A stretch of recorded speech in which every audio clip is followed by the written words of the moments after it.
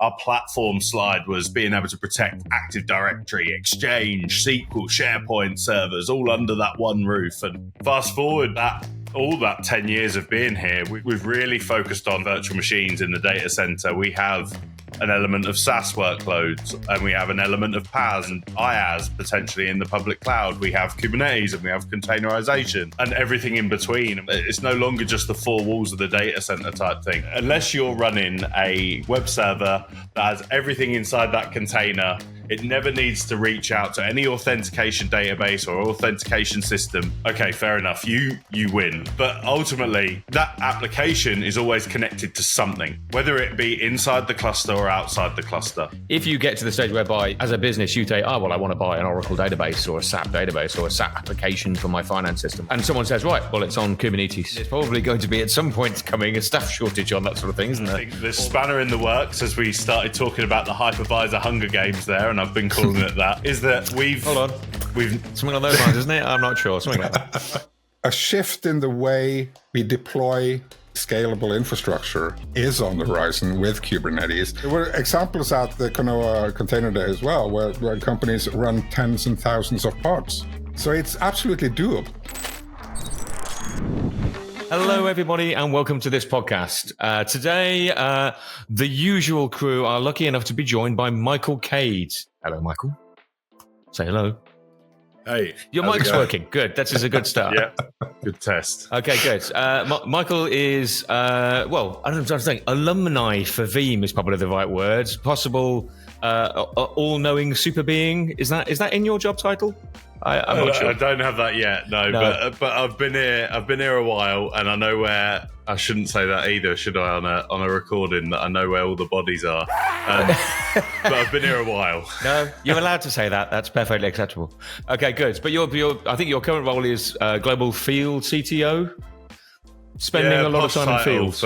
Yeah. So it's a technologist role where I've got the freedom to go and tinker around with technology wherever it needs to be, as long as it kind of touches a bit of data. If it touches a bit of data is clearly important across this world today, and it probably means that it needs protecting. That can justify me having a job at Veeam at the moment. So that's my job. But equally, I have to stay quite up to date with the world and what we're seeing out there from a cyber perspective, but also trends around different technologies, and occasionally have to go and speak at some events and speak to some customers about the weird and wonderful things that we're up to at Veeam. Absolutely. I mean, and you've been at Veeam. Okay, scare us. How long have you been at Veeam in years? Yeah, so just over 10 years. So at the end of March, I ticked over 10 years, and it was only meant to be a 3-year situation, as all of us. Like, we always just go into a tech job and we think, oh yeah, we'll just do that for 2 or 3 years. We'll be all right. And here I am 10 years later and still very much wearing the Veeam green. Absolutely. I mean, I'm amazed he's not wearing green today, everybody. Yeah, it's sort of fair, yeah. he has a pretty well-groomed Monstera in the back that's green, so that's good. Oh, the plant, is that? Yes. Okay. Wow. Okay. I didn't realize we were going into gardening and stuff in this podcast. Field CTO, I mean, come on. It is live as well. I do have to keep that thing alive, so it is I've got to real. say, anyway. Are IT guys good at keeping plants alive? That's not traditionally been a key strength, I don't think. Depends on the level of home automation, I would say. You're home automating your plants? Maybe. Yes, then. Right. Okay. Fine. Good. I've got a parlor palm that needs work, and but there you go. I won't go into my 20-odd something orchids then. But, no. Okay, orchids. Oh yeah, but orchids are notoriously, they just love people who hate them, don't they? Because you don't water an orchid, you don't go anywhere near it, you just leave it and it suddenly flowers. Is that the way it works? Yeah, pretty much. So that's probably why mine thrives pretty well. But yeah. Orchids love to be hated. So Michael, I mean, so where did you start in Veeam? Did you, I mean, obviously as an engineer, or did you come in? Yeah. So So I started off in the UK team, UK and Ireland team, and I was focused on systems engineering. And back then there was probably around 900 of us working for Veeam. We're now up to 5,500, and we didn't have segmentation. So small, medium business. We didn't have mid-market commercial. We didn't have enterprise. We didn't have cloud providers. Well, we did, but they were all under one. Like as an SE, you just looked after everyone. Like you just got involved and got the technical validation for a customer, and basically kept our salespeople honest where possible. So that's where I started. I started with some pretty big hitters in the virtualization space, like Chris Dearden. If those that remember him in the VMware space community, he gave me a ring, and I joined without too much. He proposed? Yeah, he proposed to me, so I thought that I should follow him into battle at the Veeam. Into Veeam. I didn't realize it was that sort of relationship. I really didn't. But, that's kind of funny though, because Chris was my partner in crime in the old vSoup podcast I did 10, 15 years ago. So yeah, that's when I started doing podcasting with Chris. So wow, funny. So and as much as the vSphere community was.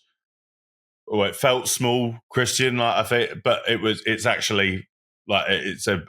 a big thing, right? You definitely make way and speak to the people that you interacted with at those VMugs or listen to the podcast. I remember many a day spending traipsing along the country listening to Christian and Chris and the vSoup guys as well. So yeah, so I basically did that as an SE. I actually did it. So I did it only for 18 months. And the first year I got Rookie of the Year. That just means you were terrible when you started, I think. But then I did it for the next 9 months and got EMEA SE of the Year. But before that had even come to a close for a year, I'd already been poached by another Veeam figurehead in Rick Vanover. Rick Vanover is still at Veeam, VP of Product Strategy, but he'd just moved into the role of looking after product strategy. He was the director of product strategy at the time. He reported into a guy called Doug Hazelman. If you remember going back, there's some history lessons here of big names. Doug then left, and then Rick was my boss and mentor for a while. And I've been in that same group ever since. And to begin with, we were evangelists because we would go around and preach the Veeam story or the Veeam community. The walking around with the green book held to your chest, that sort of stuff, you know. Did you wear green robes as well? I mean, and exactly that. And then that changed or evolved into technologist, which seems a bit more fitting. But then I would argue that everyone in the community is a technologist. So then we seemed to get more recent, very grown up in us, and we started to go down the route of field CTOs. Still exactly the same premise: is go and speak to customers, raise awareness, drive adoption of what we're doing, and all of that good stuff. But throughout so I have to know all things about Veeam technology. I have to be, in my opinion, to be in this group, you have to be a full stack Veeam engineer, is what I've been calling it. So you need to know not only the VMware backup, you need to know the M365, you need to know the Veeam Data Cloud aspect, which is our own first party solution where customers can go and send their backups to a Veeam backup repository, as it were. You have to know everything. You have to know things like we acquired a company called Kasten, and I was parachuted in to look after raising awareness of all things around Kubernetes data and all of that good stuff. So I've had lots of different roles within Veeam and changed hats a few times, but ultimately it's all been the same colored paint. Yeah. So what I was thinking about is that Veeam started as a company by doing virtual machine backups, right? That was the premise. That was basically what they did. Yeah. And very well. But things have changed dramatically since then. And I guess by the story you're telling as well, your kind of role in this has changed with the technologies that have changed inside of Veeam as a company as well. So last time I spoke to you, Michael, was in Stockholm, right? In Konoa's Container Day event there earlier this year. And one of your talks there was about the evolution of storage and the evolution of kind of how we treat data inside of Kubernetes, which is pretty different from backing up a VM, which is where you started as well. So I guess your kind of evolution in technologies also highlight the evolution that Veeam has done as a company. Yeah, so just to go back to that, so when I started at Veeam, we had one product. We had Veeam backup. Well, we had two products. I shouldn't say that. You had two products. Veeam backup and replication, and we had Veeam One. We had management pack as well. Yep. But we were focused, as you said, Christian, we're focused on virtual machine backups, VMware and Hyper-V. And I saw some old slides this week or last week at Veeam On.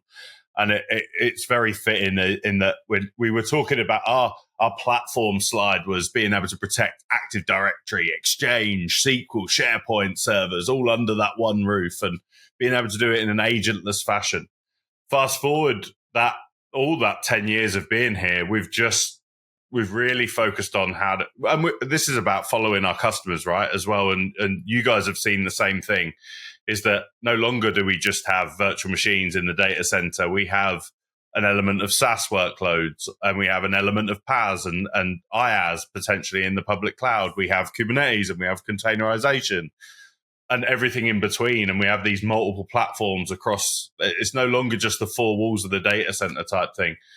But yeah, so the important part that I've been trying to, again, evangelize into the world of Kubernetes and not even with a Veeam hat on is, one, it's just another platform. Like if you're all familiar with VMware, you know that VMware or any hypervisor is made up of some storage, some compute, and some networking. And when VMware first did what they did 15, probably actually closer to 20 years ago now. Yeah, probably 20 years ago.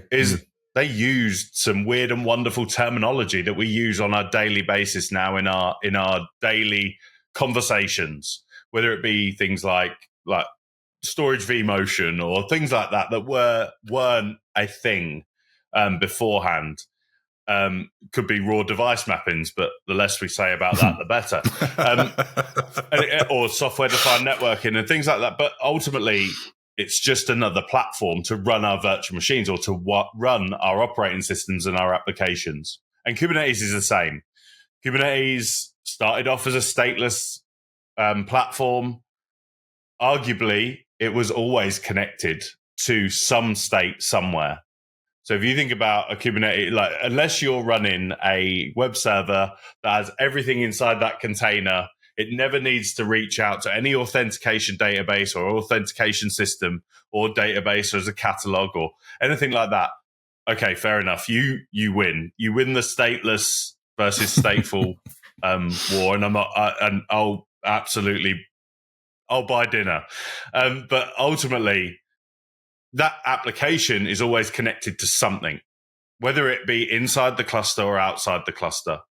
And I think a key part to what I was trying to get across, Christian, in that talk is the evolution of the storage, compute, and networking in Kubernetes has constantly evolved. We're 11 years old now. Kubernetes has been around for 11 years.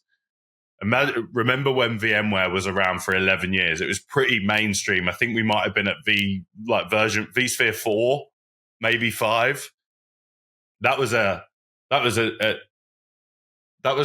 the time that they were really simplifying that day one operation. We no longer needed to know how to use VM KFS tools and know how to do our partitioning and stuff within the command line. We could do it through this ClickOps type evolution. And I think Kubernetes is trying to get there. Now, Kubernetes was also going after a much wider pool of applications and people. But again, it's just another platform. And the evolution of storage within Kubernetes starts with the container storage interface. And that was the way I explained it, and I can't remember if I did this in that talk track or not, Christian, was about using the age-old travel adapter plug that we have when we go across Europe, across the world. The one we always forget to take, that sort of stuff. That's not the way it works. Yeah. Yeah. That's not part of my analogy. You need to bring that. But yeah, the key aspect was right. Well, I can take this plug socket, and it's going to provide me a framework, an interface that I can plug all of my own stuff into across the world, and provide me with some sort of power. And the CSI is very similar, right? The CSI built into Kubernetes every 3 times a year it's released, and it's got this CSI, it's got this plug adapter on it. But I've got NetApp storage, I've got AWS EBS storage, I've got blah blah blah. Yeah, that storage just plugs into that CSI, regardless of what that storage is. And if you move that to another Kubernetes environment, the CSI is there. You just plug in your storage. So you get portability in the same way that this is what VMs essentially provided, was portability for the machine between environments. 100%. And that's the evolution. Basically, the CSI there, basically what it does is virtualize the interface towards the storage. So you can interchange it on the back end if you want to as well. So if you move from one platform to another storage-wise, you can just move the data over and point the CSI to a different place, and you don't have to do anything with your applications, right? For me, as a non-Kubernetes container person, can you just tell me what the acronym stands for? CSI. So container storage interface. So think of it as literally an interface to your storage that you want to use for your containers.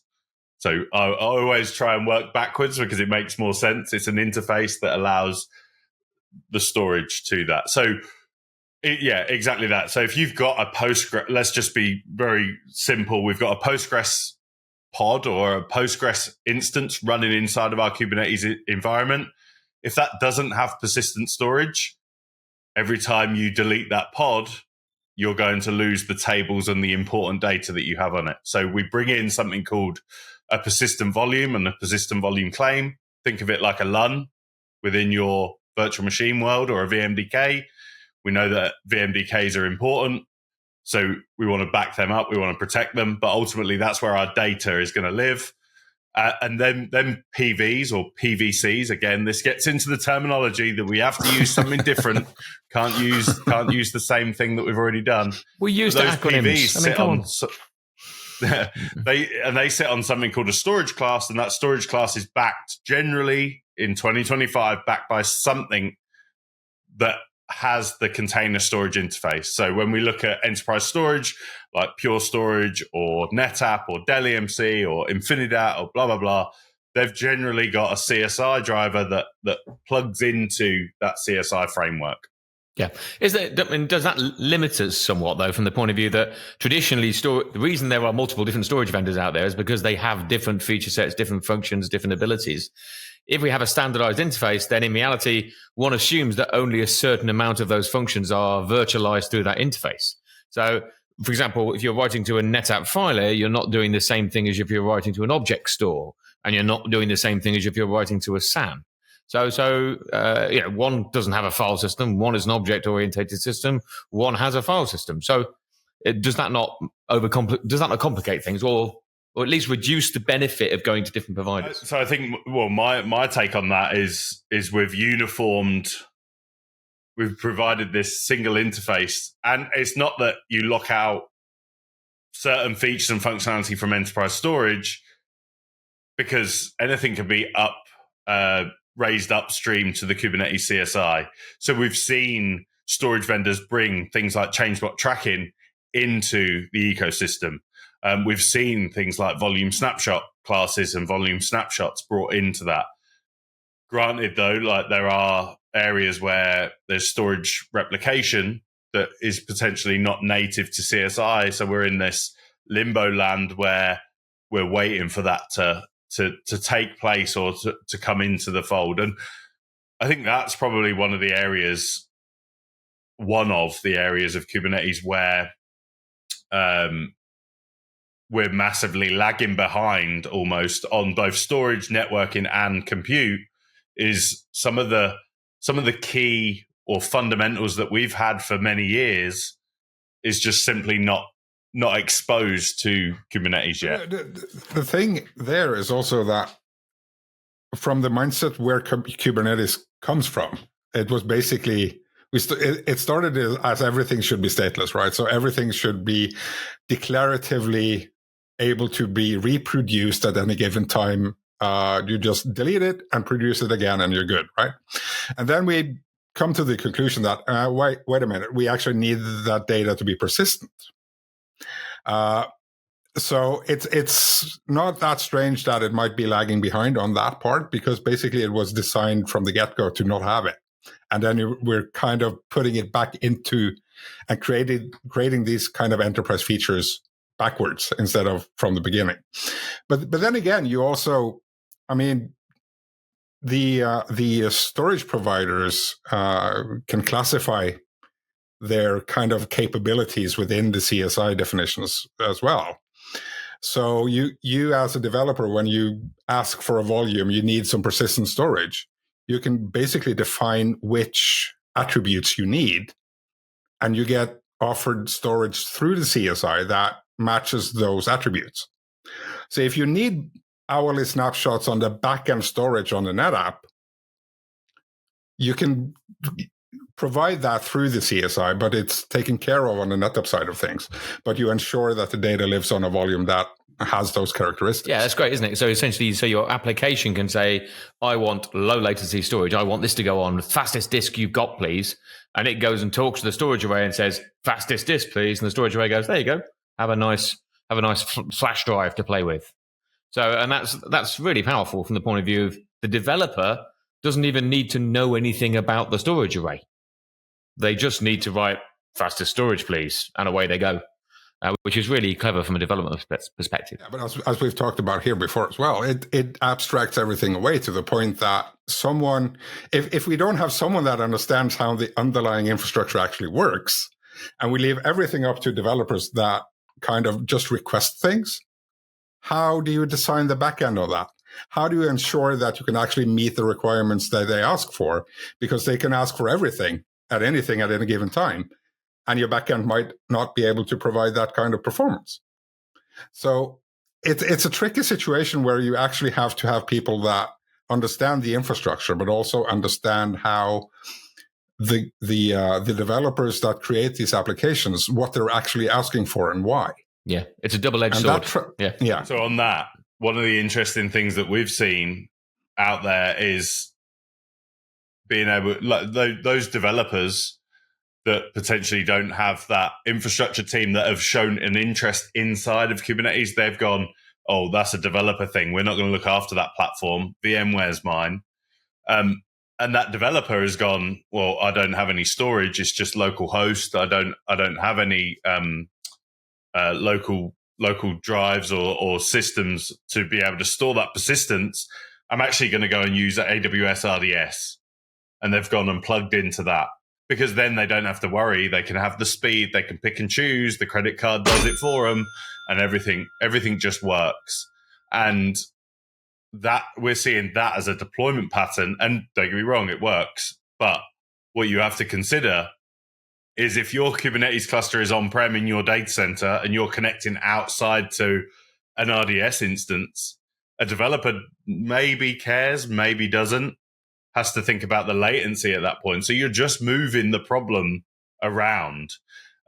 Whereas, and this is another deployment pattern that we're seeing is virtual machines on Kubernetes, which obviously just brings everything back into one house, under one roof again. And I'm sure we can get into that later on as well. But yeah, we're seeing that either an infrastructure team, an operations team have fully adopted the storage layer for the Kubernetes cluster, and they're the ones providing that storage class and all the functionality underneath that to their developers or to their DevOps teams, or that developer team is going external and they're just going to go and do their shadow IT thing, and they're going to going to consume what they need and what they want. Yeah, and the business then loses control of where that data is stored. And let's not go on about stuff related to external countries and reliability of data coming back and GDPR and all those other nightmarish elements. But no, and this is it. But I suppose, Michael, as well, the average business out there, are they thinking about containers? Because certainly still for me, containers is very much one of those things whereby if you're a developer, you're looking at containers these days. But the average small to medium enterprise, even relatively large enterprise, they're buying applications that have been developed. They're buying these things. Are they thinking about Kubernetes? Is it coming more into the mainstream? Definitely has been. So if I've been playing around in this world for the last 4 years, and when I first got into the world and understood the fundamentals, the building blocks of Kubernetes, it was very much developer focused. Everything was developer focused. Data protection, yeah, no, we don't need any of that. Whereas now, like we've just come back off KubeCon that was in London a couple of weeks ago as well, is that I'll touch on the VMs again. That poses a new phenomenon that we've got within the Kubernetes world. But equally, it's that off-the-shelf software. As soon as off-the-shelf software is available for company A, B, and C to go and just download and deploy into Kubernetes, that's when we'll see a massive surgence. I am starting to see off-the-shelf software appear and come into that fold, but it's still not for the masses. This is for the larger enterprises that are building their own, or they're consuming these bespoke software packages that are built for containerization. Exactly. And so and we're going to end up, I mean, so it's a thing coming, I suppose, more than anything else then. So if you get to the stage whereby as a business you say, oh, well, I want to buy an Oracle database or a SAP database or a SAP application for my finance system or my CRM, then, and someone says, right, well, it's on Kubernetes, then immediately you're going, okay, well, I don't have anybody who knows anything about Kubernetes. So again, there's probably going to be at some point coming a staff shortage on that sort of thing, isn't there? Or we're going to end up with, just like Christian and I and you, Michael, were a few years ago, going like, what's this VMware malarkey? And we're going to have to go and do a bit of studying. Same thing with the cloud, I guess. Yeah, but the thing here is also that it used to be that every kind of application we got was either runs on Linux or on Windows, right? And you needed to have that framework in place to run the application. And it isn't really that much different, right? Now it's, okay, you get this thing, you get a prepackaged YAML file you have to deploy somewhere. Okay, so it requires that you have the Kubernetes platform in place. It's a requirement for the application or for the application stack or whatever you want to call it. So it's not that different, but it's a different thing. But on the back end of it, the distribution, the way we distribute software is going to dictate what kind of infrastructure you need to have as your business.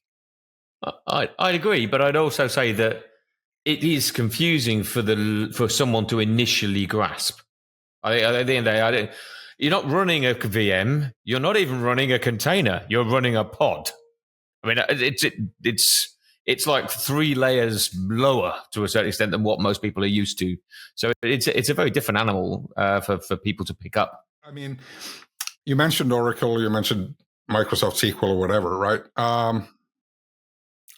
Why not use an open source Postgres that you can just deploy with a YAML file instead, right? So it's also this kind of the Kubernetes being open source, being able to do everything it does, backed by enterprise storage and networking, does actually enable businesses to run more open source software at scale than at any time before. So it's a door opener as well with regarding to choice, not being stuck with licensing issues and things like that. So it's also interesting for a bunch of businesses, I think, from that perspective as well, because you could perhaps utilize your money in a different way. So we're not saying replace VMware with Kubernetes, are we? I mean, it's not like their licensing's going up or anything. Let's be honest. No, that would be unheard of. No, that doesn't happen. No, that's fine. No, things are going to coexist for a number of years, right? There's still mainframes around. So VMware and the hypervisor and everything is not going anywhere soon. But a shift in the way we deploy scalable infrastructure is on the horizon with Kubernetes. It's used. There were examples at the Container Day as well, where companies run tens and thousands of pods, right? So it's absolutely doable right now. Might not be mainstream for mom and pop shops on the high street, right? But then again, what do they use? They use primarily SaaS applications. Yeah. Anyway, they don't have any infrastructure anymore. Which may run on. Which probably runs on Kubernetes. Yeah, anyway, exactly. Yeah. Right. Yeah, exactly. So it depends on where in the cycle you are and what kind of company you are. So I think there's a few interesting things that Christian just brought up, right? One, Postgres. Postgres can run literally anywhere. Let's just take that as a SQL database. We can run that as a virtual machine. We can run that as a physical machine. And at that point, you've got complete control. You might have a few DBAs that are looking after that and tweaking the configuration to get as much speed and functionality out of that as they possibly can. Then you can go to the other end of the spectrum and you can go, right, I'm going to consume this as a service in RDS or in Azure SQL or wherever. And you're going to offload that. And now that's going to dynamically scale up, scale out, and it's going to give me the capability that I need. But now I don't need DBAs to tweak and do all those things that DBAs do. Hopefully I'm not offending anyone on the call.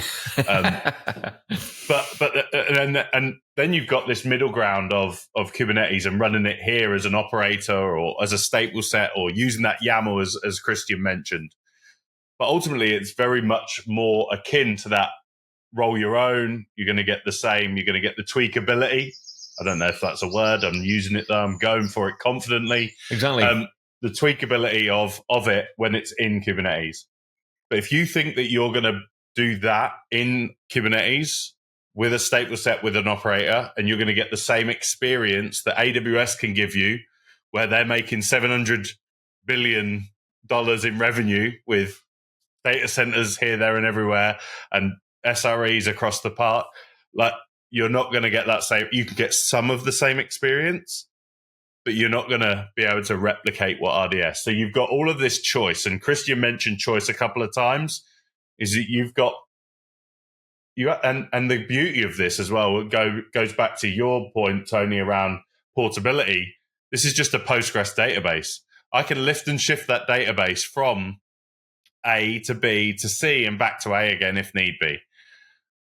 And I think the spanner in the works, as we started talking about the hypervisor Hunger Games there, and I've been calling it that, is that we've something along those lines, isn't it? I'm not sure. Something like that. Yeah. Okay. Whereas we've got the ability to not have to make that choice then or right now, because I can take that Postgres database server that has been running on VMware or VMs for many years, and now I've got the ability to run that in the same infrastructure as my Kubernetes, as my web front end.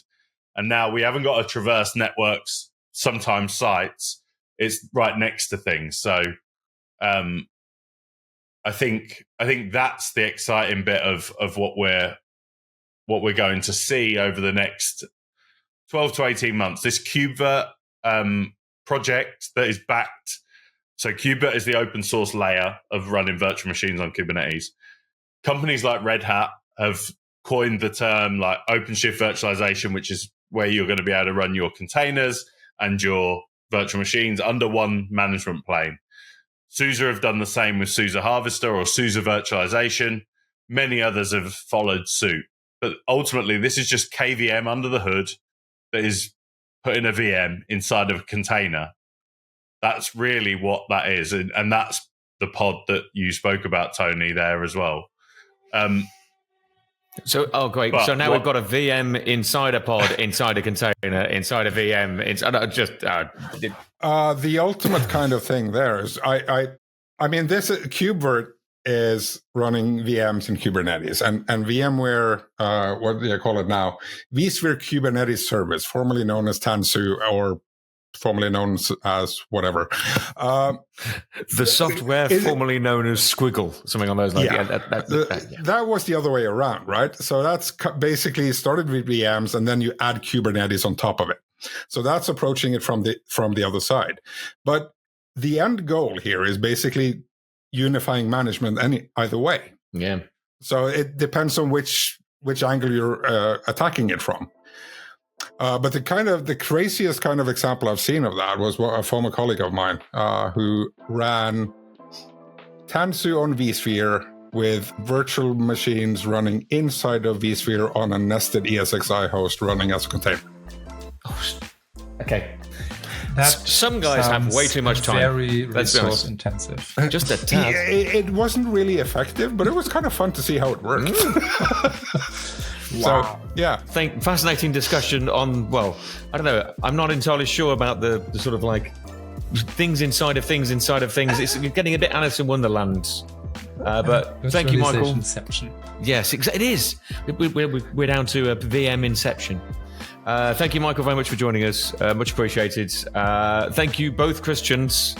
And what was the symbol from the Hunger Games? Was it that? I have something on those lines. Or is it I'm a Boy Scout? I can't remember. I'm a teapot, so it's fine. Nice to know. Okay, great. Yeah. So let's see you next week. But thank you very much for joining in.